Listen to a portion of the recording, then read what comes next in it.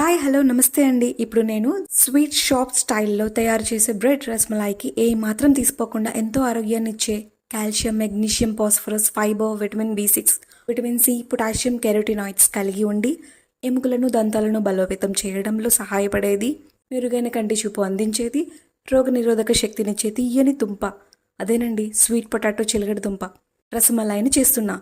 మెమొరీని improve చేస్తుంది, healthy blood sugar లెవెల్స్ని maintain చేస్తుంది, ఇంకా ఎన్నో లాభాలను ఇస్తుంది. చూసారా ఎన్ని లాభాలు ఉన్నాయో. ఈ స్వీట్ పొటాటో రసమలాయిని ఆస్వాదించండి.